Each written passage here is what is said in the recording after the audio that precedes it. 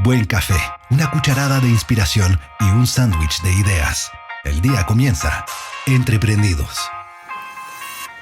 Estimados, ¿cómo están? Un abrazo grande, soy Nicolás Lisperguer y le doy la más cordial bienvenida a este nuevo capítulo de Entreprendidos.com, un podcast dedicado a las ideas y creatividad que pueden ser útiles en tu vida y en tu negocio. En el capítulo de hoy vamos a estar conversando con Roberto Camis, su último libro Piensa al revés y su portal robertocami.com.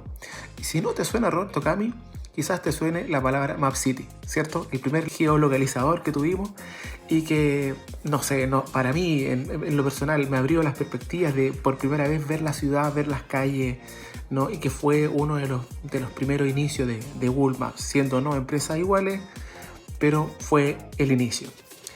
Así que nada, quiero agradecerte, Roberto, tu tiempo, que puedas estar con nosotros, compartir el día de hoy y preguntarte. Vi un poco tu biografía, tú eres oriundo de Los Ángeles, ¿no? Tu padre también fue emprendedor. ¿Qué fue lo que aprendiste con ellos? Cuéntame un poco de cuáles fueron tus inicios. Mira, yo creo que tiene mucho que ver el hecho de haber nacido en una ciudad pequeña, en un pueblo que tiene 160 o 170 mil habitantes, imagínate hace 40 o 50 años. No conocía los edificios porque todas eran casas y tampoco tenía mucho acceso a entretención. Yo cuento justamente en uno de mis capítulos, en uno de los capítulos iniciales de mi libro, eso que tú me estás preguntando, así que no quiero hacer spoiler para el que le interese, espero que lo lea. Pero tiene mucho que ver el hecho de haber nacido en un pueblo pequeño y haberse venido a Santiago a los 11 años aproximadamente, encontrarse con un mundo absolutamente por descubrir, edificios, luces, todo lo que son las empresas que tienen la mayoría sus instalaciones aquí. De alguna manera uno llega un poco achicado, ¿no es cierto? Llega un poco aguasado, por así decirlo. De hecho, a mi hermano le pusieron el apodo de Guaso. Cuando recién nos movimos a Santiago, a él le decían Guaso durante un buen tiempo, le dijeron así. Y uno de alguna manera eso lo achica, ¿ah? Independientemente de lo que pueda creer o cuáles sean los paradigmas con los que llega, uno se siente un poco atemorizado. Pero siento que eso también te ayuda a despertar en que hay un mundo mucho más grande por descubrir y que está en ti poder descubrirlo y poder abrirte paso.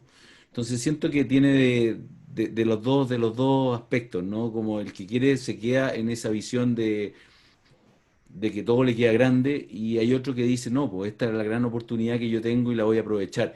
Y siento que esas dos miradas son las que tienen de alguna manera los emprendedores que se hacen el camino y aquellos que se quedan con la visión de que no pueden nomás. Entonces hago esa analogía en el libro.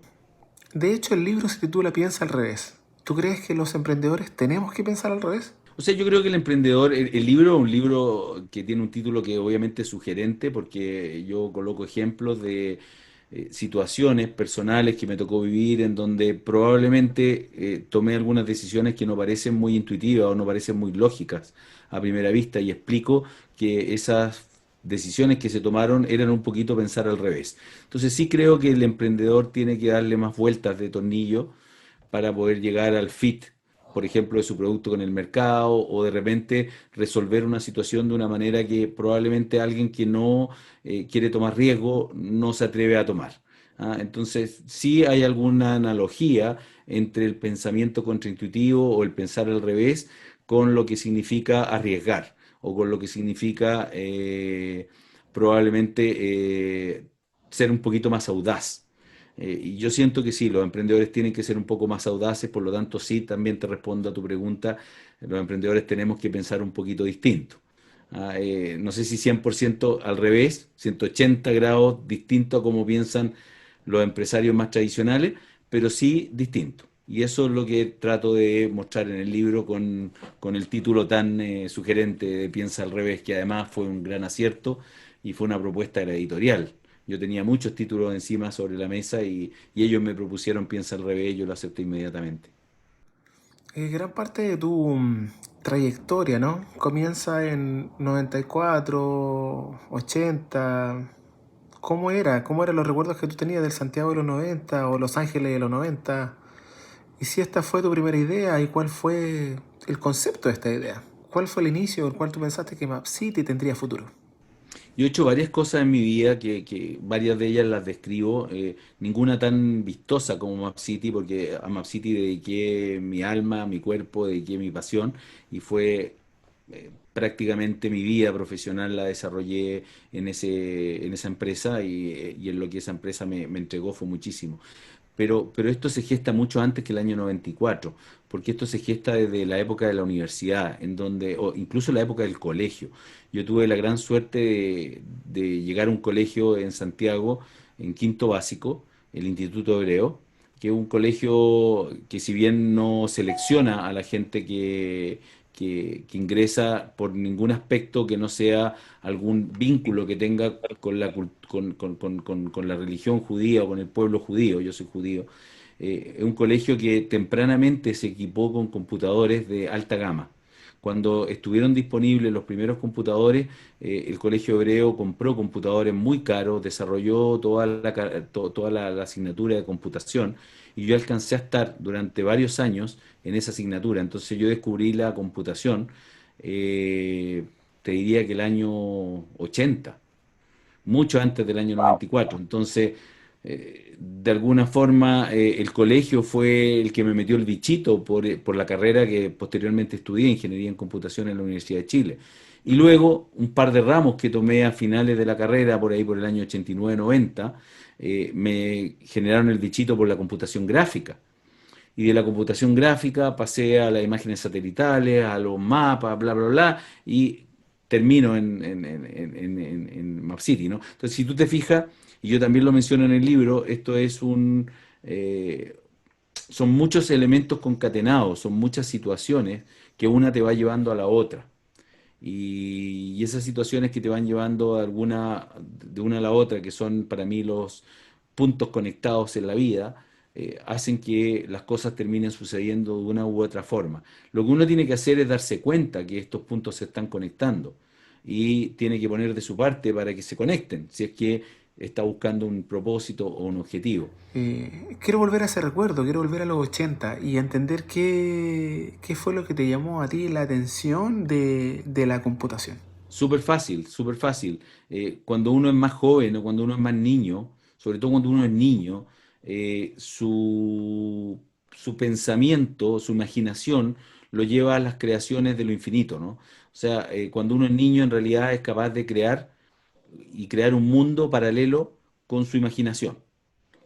Cuando tú estás armando un Lego, ¿no es cierto? Y creas algo que se parece a un avión y haces que tu avión vuele, realmente tú estás volando un avión aunque sean cuatro piezas de un Lego que ni siquiera se parecen a un avión.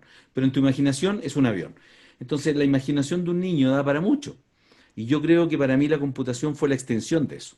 O sea, para mí la computación fue porque fuimos capaces de crear en el colegio, en primero medio, segundo medio ya, programas que te llevaban o te permitían entrar en un mundo paralelo que tú creabas. Y a mí esa posibilidad de crear mundos paralelos o de crear aplicaciones o de crear programas, por muy sencillos que fueran en esa época, para mí o para terceros, me permitía generar también un mundo paralelo hacia el resto. Y creo que eso me fascinó.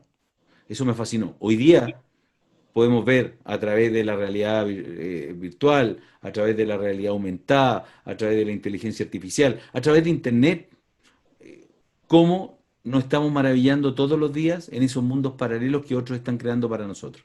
Entonces, yo creo que incipientemente y de manera muy básica, proyecté esa posibilidad en lo que decidí estudiar.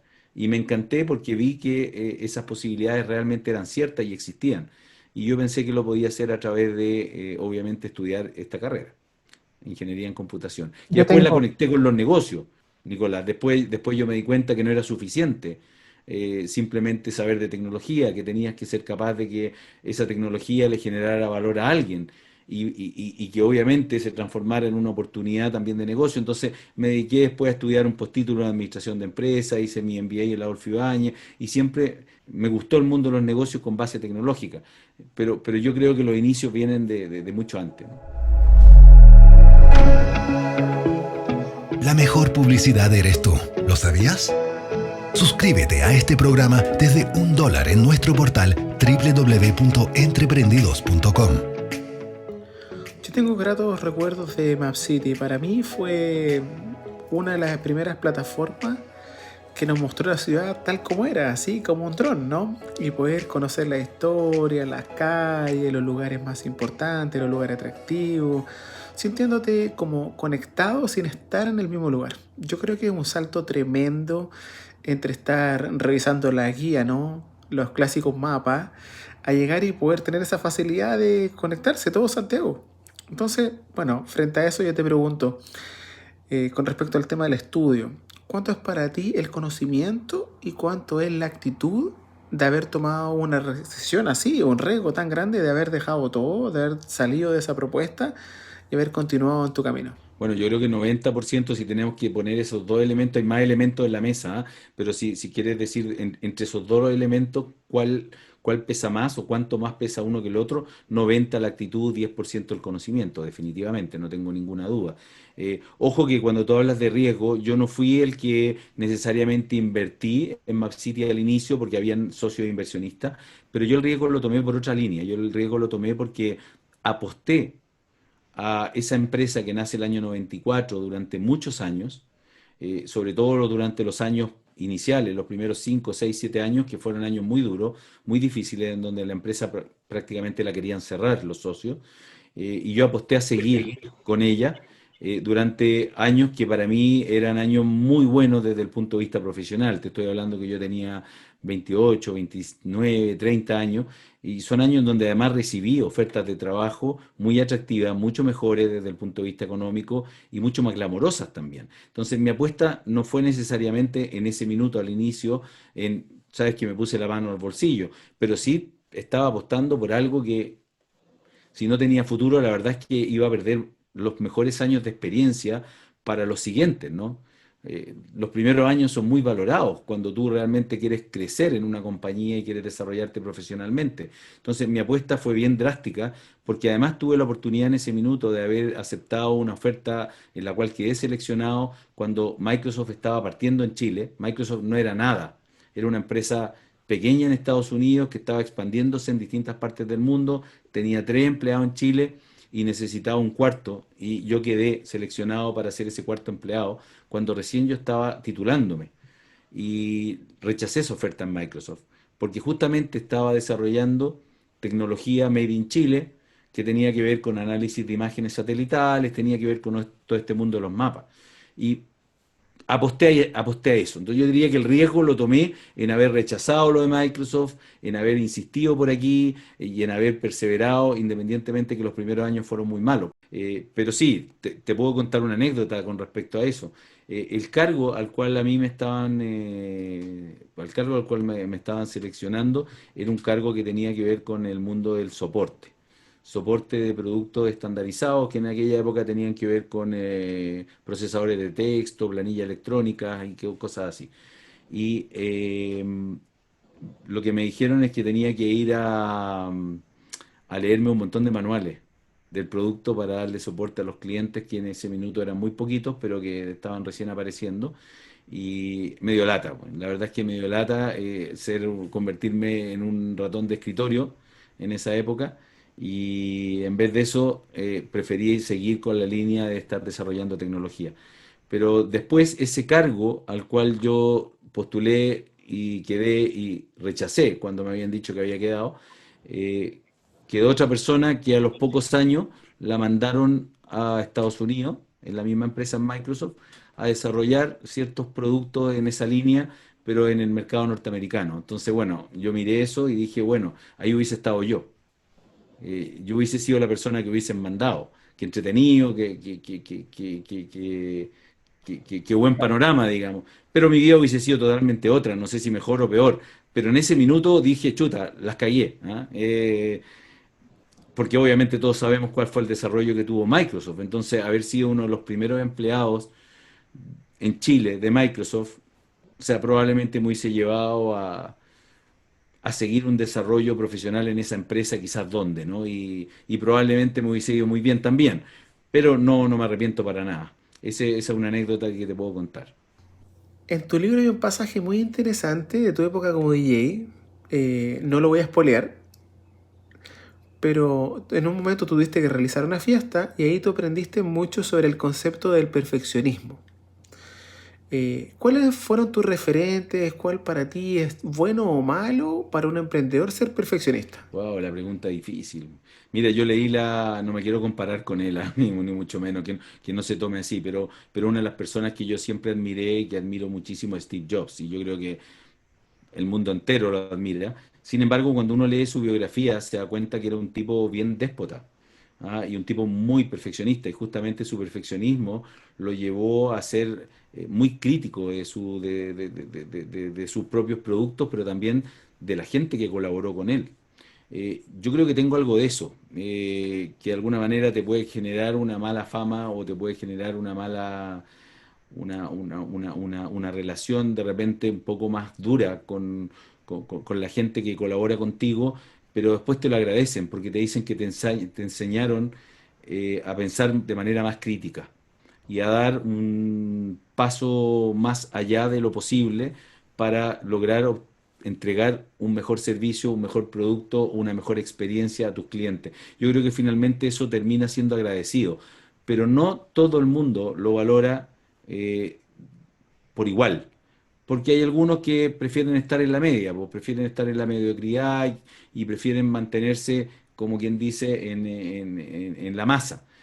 Yo siento que si tú de verdad quieres obtener resultados excepcionales, no puedes hacerlo así. Entonces, sigo manteniendo esa posición de intentar dar esa milla extra o tratar de llegar a esa perfección inalcanzable, porque todos sabemos que es inalcanzable. Lo que sí, y esto sí lo doy como un consejo, lo que aprendí en el camino es que no todo puede tener el mismo nivel de prioridad y no todo tiene que tener la misma importancia. Entonces sí creo que es importante que si es que buscamos esa máxima de perfeccionismo o de la mejora al nivel que nosotros nos vamos a sentir eh, tranquilos y contentos, sí tenemos que entender de que tenemos que priorizar y que tenemos que entender de que no todas las batallas las podemos ganar, que tenemos que tratar de ganar la guerra, pero hay algunas batallas que en el camino tenemos que perder. Y yo creo que eso sí es importante, porque eso te relaja de alguna manera el nivel de exigencia que le estás exigiendo a tus colaboradores y a ti mismo, y prioriza. Si tú no eres capaz de priorizar, ahí sí que tenemos un problema, porque nunca vas a lograr conseguir que todos den el máximo o que todos los productos salgan a tiempo, o que todas las cosas sean en el nivel que tú estás pidiendo. En tu libro también hay muchas entrevistas, ¿no? A emprendedores. El tema de conversar con ellos, ¿siempre nació en ti? ¿Siempre estuviste tratando de contactarte con otros emprendedores para saber un poco más su visión de lo que estaban haciendo? No, para el libro no fue siempre así, no fue diseñado el libro de esa manera, pero al poco tiempo, cuando llevaba, no sé si 3 o 4 capítulos escribiendo, un par de meses, me di cuenta que esa era la forma en la cual yo tenía que escribir el libro. ¿Por qué? Porque también se generó una situación que fue casual, en donde estoy describiendo justamente mi niñez con un capítulo que se llama Mi primer circo y luego otro que se llama Mi segundo circo. Y en mi segundo circo cuento una historia que me ocurrió siendo DJ poniendo música en fiesta con la hija de Don Francisco, con la Bibi Kreuzberger. Y al contar esa historia, yo le mando ese capítulo a la Bibi y le digo, mira Bibi, eh, en un libro que estoy escribiendo te voy a mencionar y aquí está lo que escribí sobre ti. Y ella le manda este capítulo a su papá, a don Francisco. Y don Francisco a los pocos días me devuelve un texto, un párrafo escrito por él que hacía alusión justamente a esa historia que yo estoy contando en el libro. Entonces me llamó mucho la atención, primero, que don Francisco se diera el trabajo de leer el capítulo, luego de escribir un par de párrafos para mi libro. Y yo digo, qué interesante hacer que otras personas aporten dentro del libro con ideas que yo estoy tratando de transmitirle a los emprendedores y a los empresarios que lo van a leer. Entonces, a partir de ese aporte que hizo don Francisco, yo digo, ¿sabes qué? Esto es interesante. Voy a ver qué emprendedor destacado o qué personaje destacado puede generar un aporte en el libro, en el capítulo que corresponda. Y empiezo ahora ya más proactivamente a buscar y a contactar a esos personajes y a esos emprendedores. Entonces, lo que partió como una casualidad, que es la historia que te estoy contando con Vivi y su papá, luego se transformó en una búsqueda incesante de quién tenía que estar en cada uno de los capítulos, lo cual no fue para nada fácil, ¿ah? Fue un trabajo extra hacerlo, pero a mí me encanta el networking, que también tengo un capítulo que habla de networking, entonces la verdad es que me sirvió además para conocer mucha gente, me sirvió para aprender mucho y además le entrega al libro una visión mucho más amplia. Porque yo puedo tener una opinión respecto a un tema, pero resulta que un emprendedor exitoso, como, no sé, Wenceslao Casares, como Uri Levin, el fundador de Waze, o como uno de los cofundadores de Corner Shop, etcétera, que aparecen en el libro, pudiesen tener una visión distinta. Y yo, la verdad es que lo que hago al final es o apoyar mi visión o a lo mejor opinar distinto, digamos. No es problema, pero creo que eso es un aporte para el lector. Lo mismo que la bibliografía que ahí aparece, que hay mucha bibliografía en el libro. Entonces, al final termina siendo un libro mucho más interesante. Tampoco lo que siento que no fue fácil fue haber cerrado este proceso con MapCity. ¿Qué fue lo que tú pensaste al terminar una larga trayectoria, retomar tus ideas, retomar tus proyectos, dejar lo que fue parte de tu vida? Mira, MapCity se vendió en dos fases. Se vendió primero un porcentaje mayoritario y luego se vendió en julio del año, perdón, de este año, hace muy poquito, el porcentaje restante. Decidimos con mi socio, donde mi hermano había entrado en la sociedad en los últimos años, también fue muy importante en el proceso de venta. Decidimos vender por varias razones. Primero, porque la situación no fue buscada. La situación de que nos quisieran comprar llegó. Llegó probablemente por un camino recorrido en donde cuando tú haces las cosas bien y la haces seriamente, hay alguien que probablemente le hace sentido comprarte, que en este caso tuvimos varias conversaciones con varias empresas, pero finalmente fue Equifax, una compañía norteamericana, la que compró, y esto fue el resultado de un proceso. No fue una búsqueda, nosotros no andábamos buscando un comprador. Y eso creo que tiene mucho valor porque finalmente influye en muchas cosas, influye en el precio, influye en la negociación, influye en todo. Pero el desprendimiento final, que fue ahora en julio recién, hace poco tiempo, fue claramente fuerte desde el punto de vista emocional. Porque yo además, una vez que decido vender conjunto a mi socio el 40% restante, también se toma la decisión en conjunto con Equifax de que yo salgo de la compañía en las próximas 2 semanas, 3 semanas. Y te desprendes de alguna manera de un hijo, entre comillas, de una cultura que ya no va a ser tal, y probablemente también de toda una visión que yo mantenía hasta hace muy poco de lo que tenía que ser el desarrollo de Map City para los próximos años, y probablemente esa visión también va a cambiar. Entonces, who knows qué va a pasar con Map City. Es probable que termine siendo absorbida completamente, a lo mejor desmembrada dentro de una corporación y la empresa que yo tanto amé y a la cual tanto le dediqué y tanta pasión tuve, probablemente va a terminar, entre comillas, desapareciendo dentro de una organización mucho más grande. Pero es parte del business nomás y algo que yo además tuve más de 3 años para internalizarlo, porque estuve 3 años y medio en el proceso de traspaso, de integración, sabiendo que esto iba a ocurrir al final. Y en la misma época estabas preparando tu libro, estabas cerrando este proceso, ¿cierto? Y también estábamos en pandemia. ¿Cuál crees tú que es la visión que tienes ahora del futuro? De las aplicaciones, qué es lo que quieres seguir, qué es las áreas que vas a buscar. ¿Cuál crees tú que es el Roberto Camis 2.0 que se viene en este futuro? Mira, el Roberto 2.0 yo creo que va a participar de emprendimientos como ya lo estoy haciendo, pero desde una tribuna un poco diferente. ¿Ah? Yo tengo 54 años, es distinto emprender a los 25, a los 30 o a los 40 que a los 54.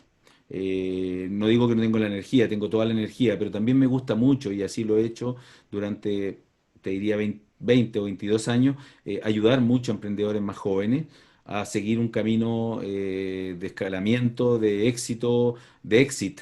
También probablemente si es que alguno quiere terminar vendiendo su empresa, bueno, prepararla para la venta, ayudarlo en ese proceso. Entonces hoy día yo ya estoy comprometido con parte importante de mi tiempo, con un par de empresas que estoy apoyando a los CEOs, a los fundadores, justamente a tomar mejores decisiones, ya sea en las conversaciones que tengan con inversionistas o en la salida de estas compañías a un nuevo país o en las mejoras que tengan que hacer desde el punto de vista del producto, etcétera. Lo que sea necesario, yo lo estoy apoyando básicamente como un consejero y tengo algunos compromisos ya tomados en esa línea. Me gusta mucho ese ámbito. Estoy disponible además para apoyar siempre a los emprendedores en esa línea. Por otro lado, yo tengo una empresa que no se vendió, que es un contact center omnicanal, que estoy trabajando fuertemente para desarrollarlo tecnológicamente de manera mucho más importante de lo que hasta ahora había sido.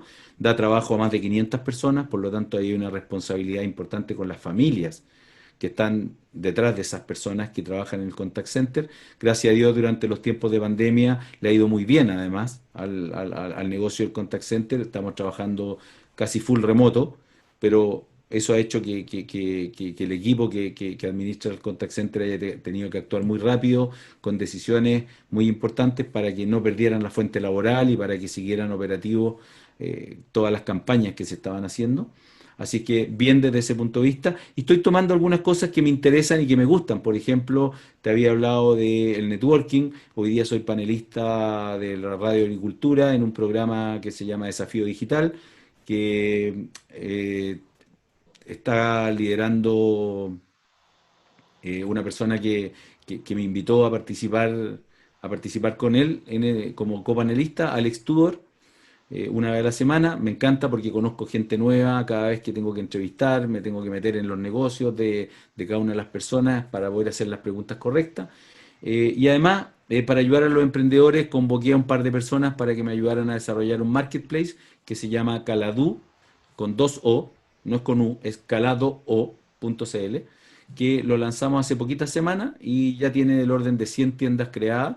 Es totalmente gratis y con eso también estoy metiéndome mucho en el tema del e-commerce, pero principalmente como una actividad paralela, social, de apoyo a todos los emprendedores que hoy día están teniendo que arreglárselas de alguna forma para subirse a este carro del mundo del e-commerce, del mundo online. De hecho, eso mismo te iba a preguntar porque lanzaste el libro en Chile, ¿cierto? Se hizo el lanzamiento en Perú. ¿Cómo ves el mercado latinoamericano? ¿Cómo crees tú que son las características que tiene cada país? Y en cierto sentido, con este tema de la pandemia, ¿cuál es lo que crees tú? ¿Cómo se van a abrir las puertas para el trabajo remoto? Sí, bueno, Perú lo conozco bastante más que otros países. Nosotros tuvimos la opción de estar en Argentina durante un año, en Ecuador durante los últimos 3 años, en Colombia también durante un año y medio, y esos son los mercados que mejor conozco. Algo también alcancé a conocer el mercado mexicano y algo en Costa Rica. Yo diría que por ahí es donde tuve mayor interacción. Y efectivamente, como tú dices, lancé recién la semana pasada en la Feria Internacional del Libro de Lima mi libro versión peruana, que la verdad es que es el mismo libro chileno, pero que tiene una introducción de un gran emprendedor peruano que se llama Nano Guerra, que él hace la introducción del libro en Perú y es además el presidente de la Asociación Peruana de Emprendedores. Espero que le vaya muy bien allá porque hay mucho emprendimiento peruano y es un país que además tiene todo por delante, todo por hacer, ¿no es cierto? Hay mucha informalidad, hay mucha oportunidad de negocio. Cuando el país está creciendo muy fuerte, se está digitalizando también muy rápido, entonces siento que tenemos muchos los chilenos que aportar a ese proceso, porque además hay mucho emprendedor chileno, mucha empresa chilena en Perú, digamos. Tenemos Cencosud, tenemos el grupo Falabella, tenemos Casa Ideas, ¿no es cierto? Que además lo entrevisto ya luego en mi programa Mauricio Russo, el fundador. Eh, y creo que podemos perfectamente trabajar en conjunto transmitiendo experiencias exitosas de Chile hacia Perú. En Argentina tenemos grandes casos de emprendimiento partiendo por Mercado Libre, ¿no es cierto? Que es un tremendo emprendimiento que ya es más grande que eBay, más grande que YPF, etcétera. Son compañías en donde Argentina que ya ha demostrado que puede crear unicornios. Y creo que la actitud que tiene el argentino es una actitud de creerse el cuento, mucho más que el chileno, y por eso ha logrado también lo que han logrado emprendedores argentinos, que en Chile recién estamos empezando a mirar empresas que están teniendo ese tamaño, y ni siquiera. Así es que siento que está todo por hacer. Yo confío mucho en los países que además son serios desde el punto de vista de gobierno, desde el punto de vista de la infraestructura, de donde están invirtiendo. En Chile ya vamos a tener 5G, lo que ya tenemos 5G, se lanzó hace muy poco, y vamos a ver cómo se va a volcar el mercado a desarrollar aplicaciones que van a permitir hacer cosas impensables en términos de comunicación, de dispositivos, en términos de velocidad de transmisión, N veces lo que hoy día tenemos. Entonces yo veo un buen desarrollo, espero que se calme todo el tema social, pero obviamente la pandemia nos va a abrir los ojos para poder desarrollar nuevos negocios que van a tener que ver más con la nueva modalidad de vida que estamos desarrollando y que probablemente vamos a tener post pandemia. Estimado Roberto, muchas gracias por haber estado en esta entrevista el día de hoy. Me agrada mucho haber conocido y haber conversado a alguien como tú que puede entregar mucho y que tiene mucho que aportar a nuestra generación de emprendedores en Chile. Agradezco tu tiempo, que estés vinculado a las redes sociales, veo mucho tu LinkedIn. Sé que estás en una etapa en donde, sinceramente, si todas las personas que estén viendo este programa, que hayan visto esta entrevista, les saquen el máximo de provecho, porque creo que este tipo de emprendedores son los emprendedores que nosotros necesitamos, con experiencia o sin experiencia, pero que realmente se den a enseñar, a aconsejar a los que están en avanzada, ¿no? A los que están partiendo, los que están en su proyecto y los que quieren tener referente, y creo que tú eres un gran referente para todos. Así que nada, te felicito, muchas gracias por tu tiempo. Y todos los demás, entreprendidos.com para lo que necesites. La gente que está viendo este programa, denle click, suscríbase y nos vemos la próxima semana. Un abrazo, que estés muy bien. Chao. Esto ha sido Entreprendidos. Una vez más, gracias por acompañarnos. Si quieres más dosis diarias de emprendimiento e inspiración, suscríbete a los canales de Nicolás en cualquiera de sus plataformas.